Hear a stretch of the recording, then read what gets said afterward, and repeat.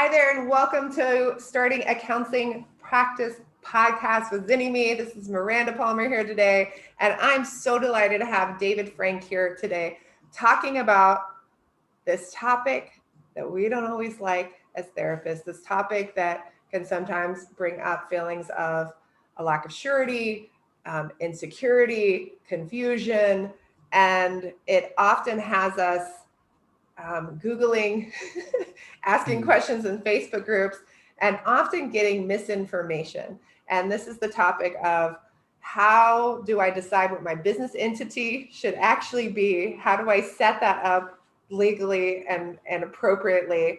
And we're really delighted to have this conversation today. And we're super delighted that we're going to have a whole free training for you. So please know that we're going to start this conversation today, but we have a whole free recorded training that you can come to.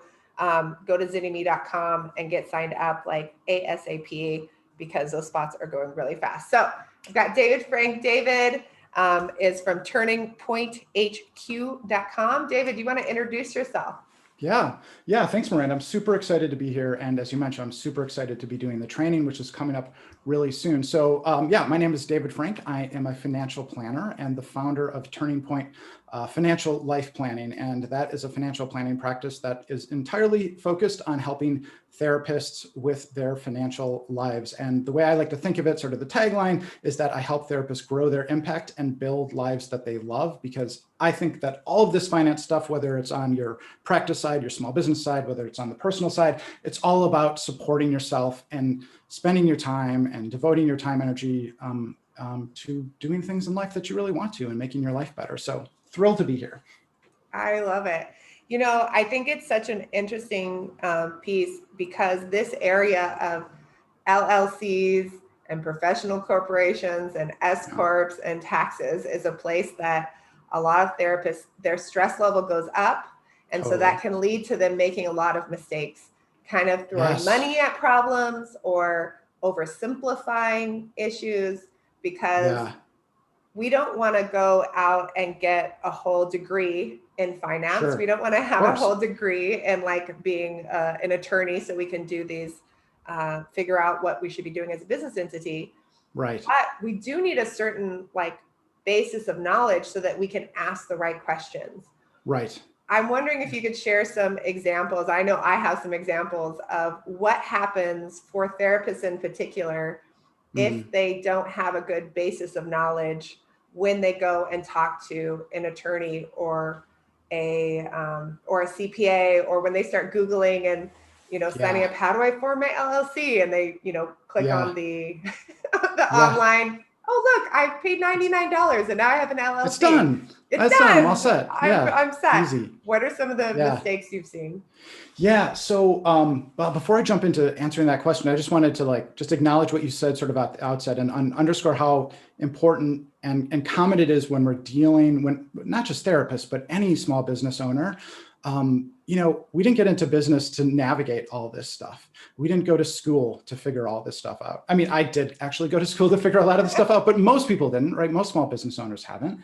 And so, you show up to this and you're like, oh gosh, I have to figure this out. And it's overwhelming and it creates anxiety. And I love what you said. It's just like, you get so tense and like, oh, and like, I just need an answer. I want to get out of this discomfort. And I think there's a couple of like nuggets of wisdom there. Like, one, I think just in life in general and being a small business owner, is just like making space for the emotion and just being okay with the discomfort and being okay with the anxiety, and to release to the extent possible kind of some of the self-judgment and the shoulding on myself. Oh, I should have figured this out. This shouldn't be so difficult for me. The therapist down the street or this person that I know, they've got it figured out. It's so easy for them. Maybe it is, maybe it isn't. Whatever your experience with it is, it's okay. And there just are so many things as small business owners, and I'm a small business owner myself. Like, that's what Turning Point is. We're always pushing at our edges. We're always trying to grow, and growth is a little uncomfortable and those things come up. So it's just, I always say, first step is just like, take a deep breath and be like, okay, I'm showing up for this. It's possibly going to be a little uncomfortable. There's some fear that's going to show up, and that is okay. That doesn't mean I can't figure it out. It doesn't mean that I'm bad at this stuff. It doesn't mean I'm doing something wrong. It just means that's my experience, and I'm just going to show up with my experience and be okay with it. So I'm a huge proponent of that. I think it's so important. I think that's huge. And I think it's so interesting too to know, to be aware of, well, what happens when I am feeling the fear. Yeah, yes. What happens when that place, do I tend to shut down? Do I Yes. tend to disconnect from my own intuition? Right. Do I tend to defer? Do I tend to not ask questions? And like, what do I need Right. from a guide point? Like, I'm thinking of the first time that I started asking or having these questions about setting up an S corp or setting up an entity. And I went to a CPA that was someone that I knew and trusted who worked with other therapists. And they were having this conversation. They're like, oh no, it's really not going to make sense for you. It's not going to save you on any taxes, what have you. And I was like, oh, okay. I suppose like that makes sense. And that honestly, there was a part of me that was like, ooh, she's like, yeah, once you get through the basic taxes, like it really doesn't make sense. And then almost as an aside, the CPA went, oh, actually, well, what's your income like? And I told her, and she goes, oh yeah, no, you need to file as a corporation. Yes. She said, oh, I'm so used to working with therapists that aren't making a good income that I made an assumption. I'm so sorry. Yeah. But had she not caught herself, right. And I think it was even something I said in particular that like she went, oh wait, what's that? And then kind of came back around and completely changed the tune. And I didn't know that how much money I made mattered in that determination. Right. And I think it's so important to know that piece of, if we don't understand that part of knowing that, even, which I know we'll get into in the training and probably come up later, that there are times where sometimes you look at this situation and somebody goes, oh no, you don't need to be an S corp. And that might make sense for you right now, or like there may be something of that tax designation, but 6 months or 12 months or 18 months from now, it may make a different financial sense. Absolutely. Like the numbers will change. Yeah. There's so much good about what you just said, so much we can take from that story. But I think like the one thing that really jumps out to me is that when trying to get back to your original question a little bit too, of just like, what should people be thinking about, and working with a professional, especially a CPA, when thinking about an attorney or a CPA, depending. But when it comes to S corps in particular, a good CPA is going to be your friend. I think the first thing to do is just notice when you're getting advice around this stuff. Are there questions being asked of you first? Is the person that's giving you advice asking you questions about the particulars of your situation? Are they really getting to know you before they rush into prescribing what you should or should not do? And of course, you're not going to know, oh, are these questions they're asking me good ones or bad ones? Are they asking the right questions? You're not going to know that. And that's completely understandable. But if they're not asking any questions or very few questions, that is a big red flag. And when business entities and S corps in general, it's confusing, it's complicated, it's this intersection of law and tax and income and accounting. Like it's really something. So I like to say that when you go into a conversation like this, take everything as sort of any conversation you have, really any with professionals, even in the beginning when you're interviewing perhaps different professionals, take everything you hear and read as a data point, not definitive guidance, because no one really, it's just like, we have a tendency sometimes, if we're feeling especially anxious and want just to resolve and get out of this discomfort and solve the problem and move on with our lives, we just like, oh, I want a quick, easy solution. That's perfect. That sounds good. I'm going to run with it. And instead just kind of like stay and just like ask questions of the person you're interacting with, ask them to explain things. I think that is like one of the best ways, just like, hey, I'm a therapist. This stuff is a little confusing to me, but could you walk me through the basics here? And I think if you just interview like 3 CPAs and be like, hey, can you just walk me through the basics? And, who knows how that's going to go, but like you'll have very different experiences. Some people will probably overwhelm you with details and you'll be like, oh my God, that's not helpful at all. Mm-hmm. Some people have nice, simple explanations, which feel too simple. You might notice that explanations conflict between 2 different providers. And that's just like all information for you to be like, oh, okay. And, as an aside, one of the reasons this stuff is so complicated is because if you go back and think about your civics class in high school or middle school, in this country, we have 3 levels of government: federal, state, and local. And guess what? All 3 levels might have something to say about the taxes that you pay in your business. So if I live in upstate New York, forming an S Corp could be a great idea. If I live in a different geography, if I live in New York City, on the other hand, guess what? S Corp probably almost certainly a terrible idea because of the way the city of New York taxes S Corps. So, 2 miles in geography, dramatically different answer in terms of what's best. So yeah, it's complicated. And sorry, go ahead. I could keep talking, but I wanted to keep talking. No, I love this piece of like interviewing multiple providers always. Yeah. And always. I think it's an interesting piece that I've noticed, that I have gone to providers where one person like talked in such a way that I just left feeling confused and feeling kind of stupid. Yeah, and another person talked in such a way where they where I'd be like, oh no, I understand that part. They're like, no, you don't get it. And I'm like, okay. They're kind of patronizing totally. me, right? Yeah. So I'm like, okay, gosh, no, here's the question I really have. They're like, no, stop. You need to listen to me pontificate. And I'm like, I'm paying you by the hour.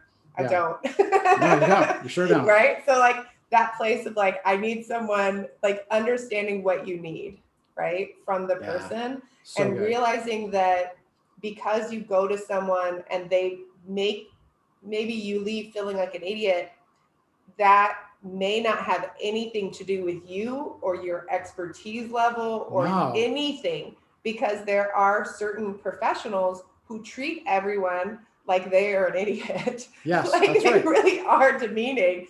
And so if you run into a professional like that, to leave and go, oh, that really didn't feel good, right? Yeah. It didn't feel good. And so you want to create a relationship with someone where maybe it is stretching your edges, but where the way that someone is talking to you and the way that they're treating you is with respect and encouragement, and that they're meeting you where you're at. Yes. So you can have that experience. So there's safety. You should always feel safe to ask your provider a question. You should always feel safe to ask for resource. You should always feel safe to know that this is the person you're hiring and trusting.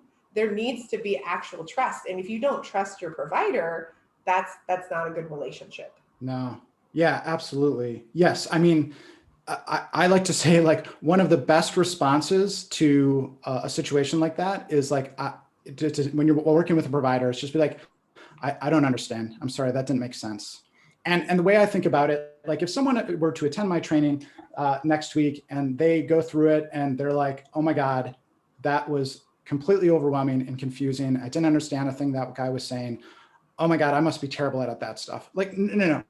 That's not on the attendee. That's on me. I really hope that doesn't happen. I'm doing my very best to happen. But if you interact with a professional and you leave feeling terrible and feeling like you are an idiot, or whatever word you want to choose. Yeah, whatever your negative self-talk is. Whatever your negative self-talk is, not true, and that's not your fault. That's the responsibility of the person you were working with. And you know what? That person, they might be a brilliant tactician, or technically they might be brilliant, and they are probably not the right person to work with.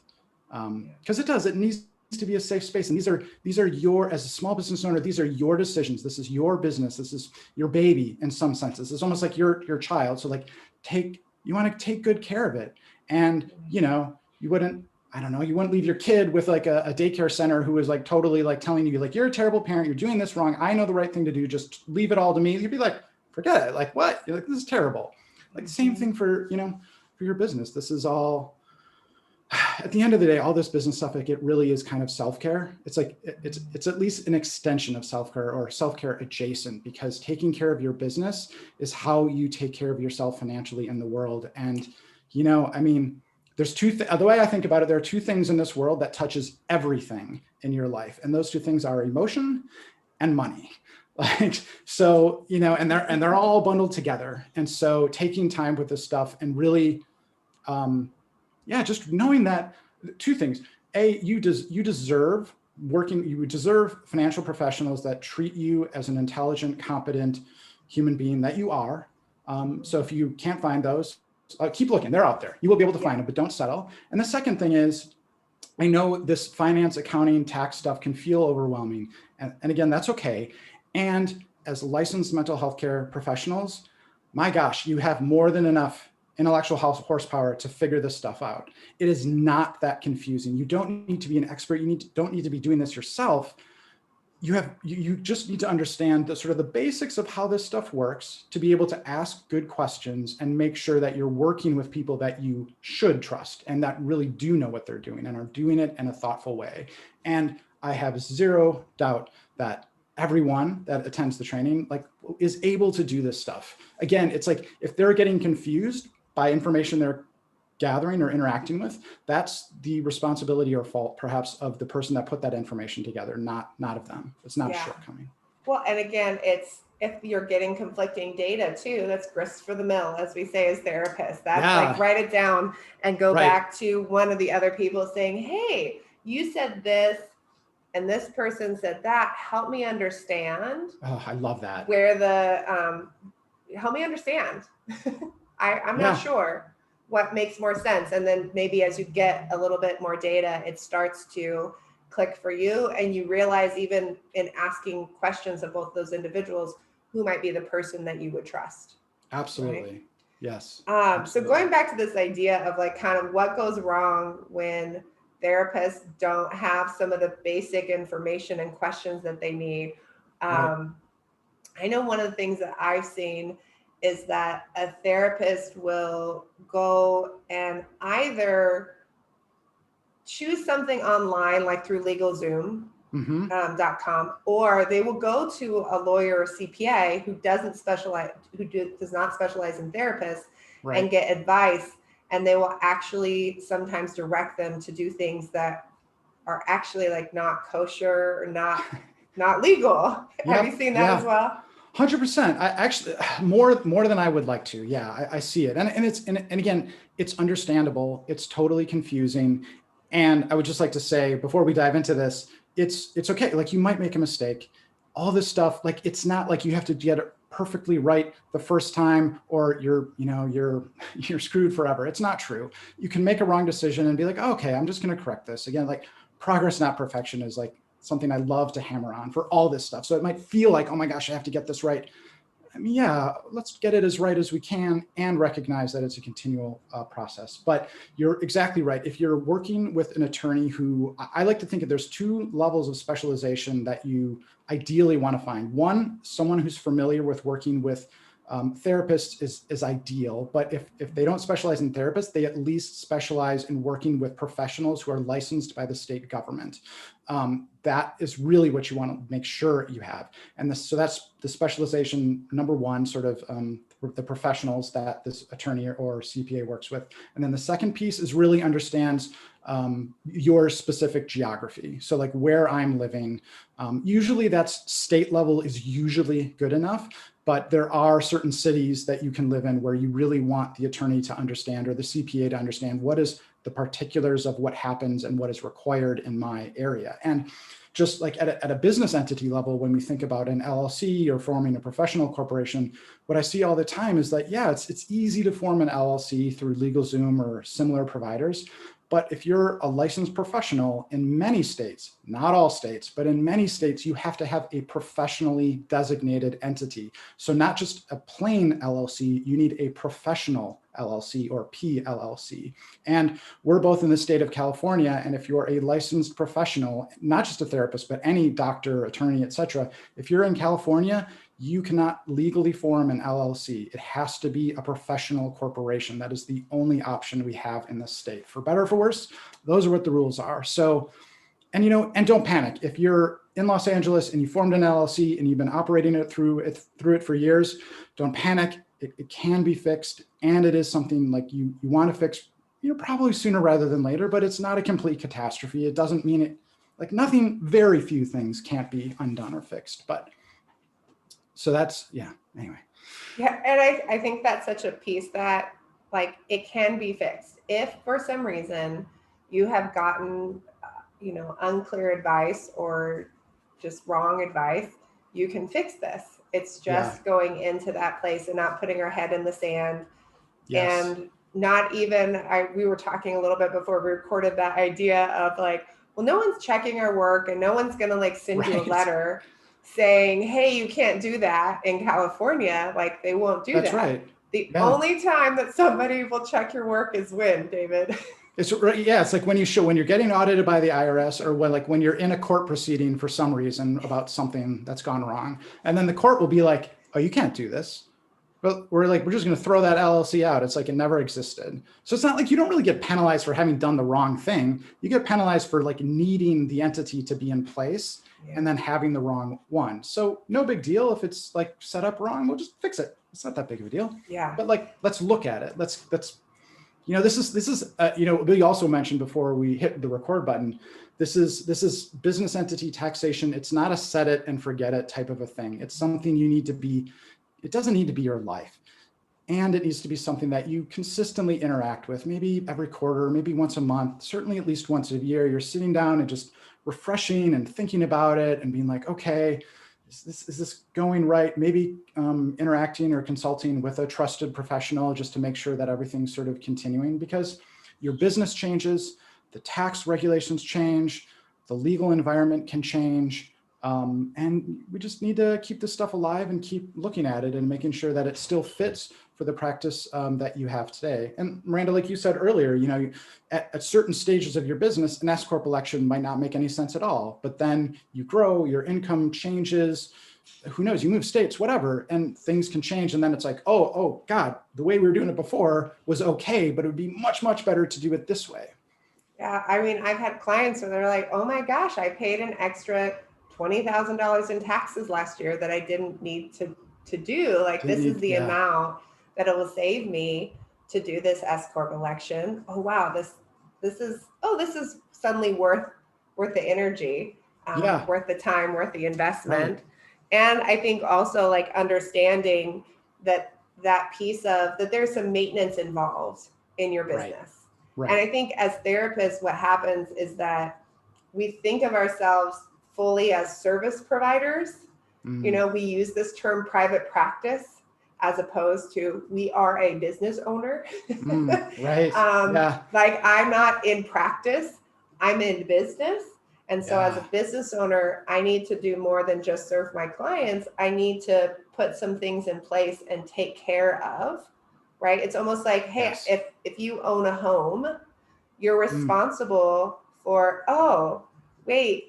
the paint's chipping. Well, not a big deal until the water gets into the inside of your stucco and starts breaking and cracking things. Right. Totally. There's a certain amount of maintenance that we need for the structure of our home to keep us protected, to keep us from having leaks, to keep us from having other issues. And sometimes things will break and need a little attention.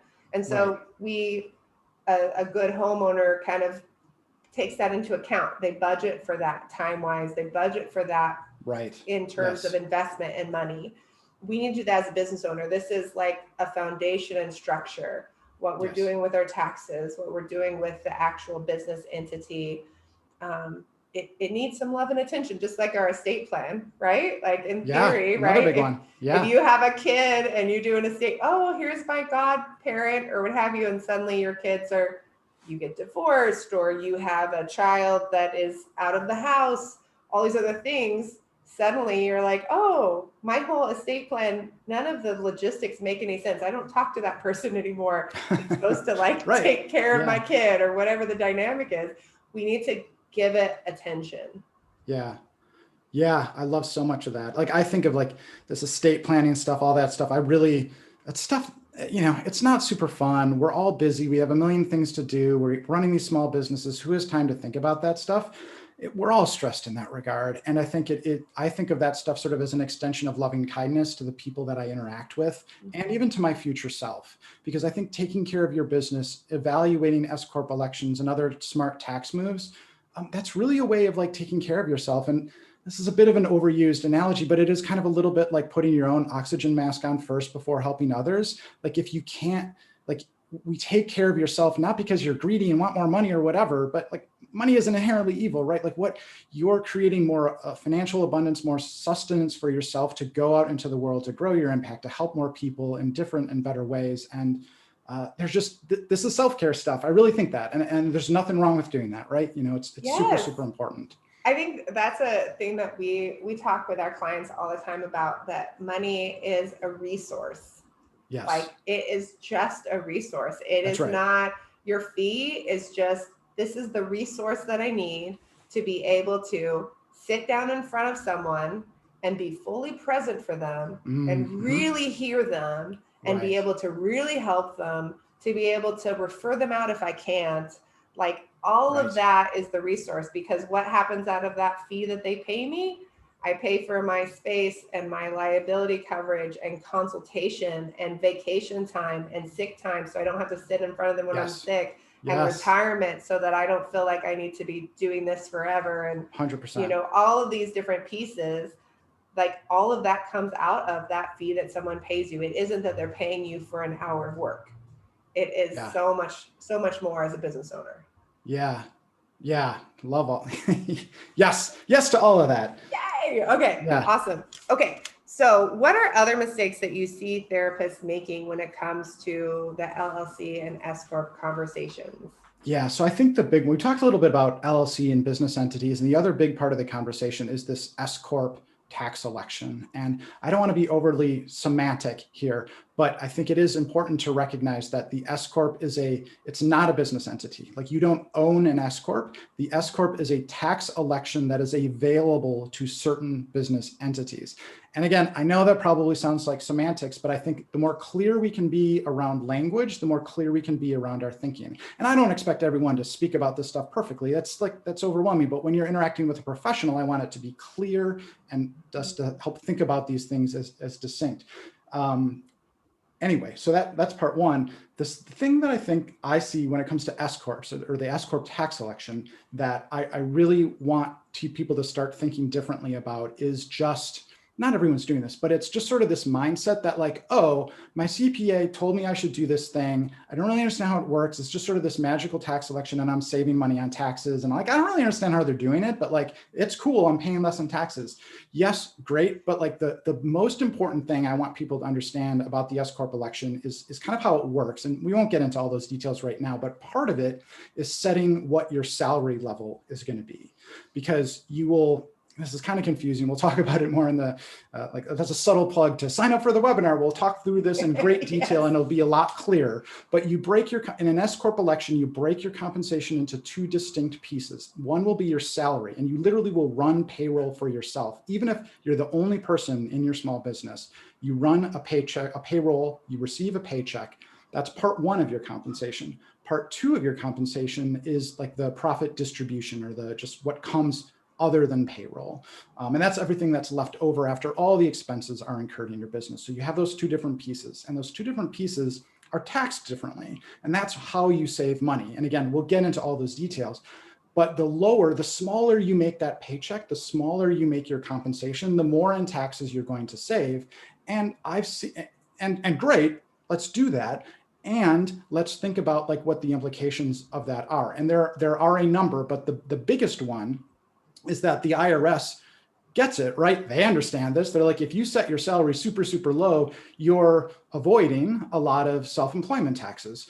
And that might be okay, but that salary number, that needs to have a basis. There needs to be a thought process behind that. It needs to be what the IRS calls reasonable compensation. And we'll talk more about how to think through and define what reasonable compensation might be for you as a small business owner in the webinar. But there needs to be a thought process there. I've seen more times than like I really feel comfortable, people just like seeing a tax return and I'll be like, you're making over $100,000 here and taking a salary of like $2,000. That is maybe okay, but we need like, how can we defend this? Because one of the myths I think about business entities is like, oh, if I form an LLC or a professional corporation or what have you, my audit risk will go down. And that's kind of true, kind of not true. But the reality is the IRS just doesn't blindly pick numbers out of a hat to see who's getting audited. They've got computer systems, maybe not the best computer systems, but they have computer systems that are analyzing this data. And if they see a huge profit distribution and a teeny tiny salary, they're going to be like, we need to go talk to this person and see what's going on. And if or when that happens, the answer to why your salary is set at $2,000, if your answer is, oh, I don't know, it's just what my CPA told me to do, not going to be the best answer. You want to be like, oh, well, we've thought about it. We looked at this data. We adjusted it for this reason. And like, here's the answer. If you have a pretty decent answer, I'm not an expert on audits, but like, if you have a decent answer, you're going to be in a much better position. So the bottom line is, again, not being an expert. You don't have to have all the answers. However, I want people to understand what are the big decisions that I'm making here and be involved in those big decisions, because the big decisions aren't nuanced, super complicated tax maneuvers. They're pretty basic things if we just sit down and understand them before diving into them. I cannot wait for you to come and do this training. The training is free, y'all, but you do have to attend live, or we will have the recording and you'll be able to watch the recording for a week. We're only going to have the recording up for a week for y'all who sign up, who aren't part of our community. And that's because we want you to actually watch it. We're basically bribing you. We are bringing this amazing speaker in and we're bribing you with a free training because we think this is such important information that every therapist that's in private practice or going in private practice needs. We want you to go in and take it in. Oh my goodness. Okay. So as we start to wrap up, because, people have low attention spans and we want them just to go and sign up at zennime.com. What is, if someone for some reason doesn't come to your training next week, which would just be silly. I'm sure that they will. Crazy. But if there was one piece of advice that you want to give to therapists who are listening to this, one thing that you want to leave them with, what would that be? The one thing, I think I kind of touched on it before, is that just like note, well, you really said it, like just pay attention to yourself. Create some time to deal with this. I call it the Holy Trinity, somewhat jokingly. It's like finance, tax, and accounting. Accounting and bookkeeping sort of are one thing, but those three things, set aside some time, if not every week, at least once a month, to just spend some time with it. And you don't need to cure cancer and you don't need to go from 0 to 60 immediately. Maybe you just like log into your accounts and just like notice, like, oh, am I anxious? And like, if I'm anxious, if I'm feeling a degree of overwhelm, just note, like, what do I do? What's my relationship with those emotions? And then just like keep coming back to it and just like keep making progress. I really believe that that poor decisions get made when we're in this heightened, anxious state. And the more it's kind of like exposure therapy, I suppose. The more we expose ourselves and just I'm going to say, David, you're sounding a lot like a therapist in this whole podcast. Like, it is cracking me up how much that I'm like, are you sure you didn't go and do a little psych degree before the finance? Well, I did. One of my first clients, he's like, Dave, by the way, he's like, if you ever are looking for the next stage of your career, he's like, just go back and become a therapist. He's like, I think you could do this. And I was just like, I never say never. I don't know. But like, I also really believe, I've worked with therapists a lot over the course of my life. They've been, I didn't come to this way of thinking, just like, I didn't come into the world this way. I was taught this by some really great therapists and some other people in my life. But this is how we do life. Like, we have relationships with everything around us, and money and finance is just one of those things. And it can be a very healthy, balanced, happy relationship. And it can be a stressful relationship sometimes in the course of the same day, because that's just how life goes, right? So it's just like getting in the process of this and building your relationship and building the muscles, and just know that you're smart enough to handle this stuff. You're more than smart enough to figure this stuff out. The more you spend time with it, the more the anxiety will be okay, or you'll be able to manage it. You'll just be like, oh, okay, this feeling again, no big deal. And then you'll start to make better decisions. And then you'll know, like, once you sit with it a little bit by yourself, then you'll be like, okay, you know what? This part I really don't understand. I need to go get some advice on this part. The more you like, it's an evolution. It's progress. It's not perfection. It's just some progress. That's all. No big deal. I love that. And I think it is. It's the building of the muscles. It's the building of the skills. It's the building of the insights and giving space for that.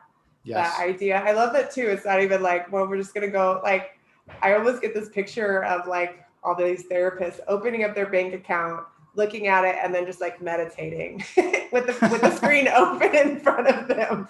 What would it be like for me to just sit in that space, you know? Yes. So there's our Zynnyme challenge. Open up your bank account, your business bank account, and just sit and breathe. Yeah. Well, I love like one of like kind of my like a high profile guy in the financial planning world. And he says a lot of great things, but like one of the things he said is just like, he really advocates just like, be quiet, listen to your client, just be quiet, just be present. And he's like, imagine if you can get comfortable sitting with your anxiety, imagine how much you can help other people. And I think it's the same with money too. Like imagine like if you can get comfortable sitting with the anxiety or overwhelm or whatever it is you're experiencing when you log into your bank account or when you look at your tax return, imagine how well you could take care of yourself. And then imagine what a great position that puts you in to go out into the world and do great work. I love it. Okay, guys, if this has not convinced you to go and see David Frank, I don't know what will. Yes, we're doing it. So go to Zynnyme.com, click on the events tab, I think, and we'll get you all signed up, and cannot wait for this training. Yeah, I'm really looking forward to it. I can't wait to see everyone. We will see you all soon. And until next time, go and like, subscribe, maybe review this podcast, and talk about how cool David Frank is, and go check out turningpointhq.com.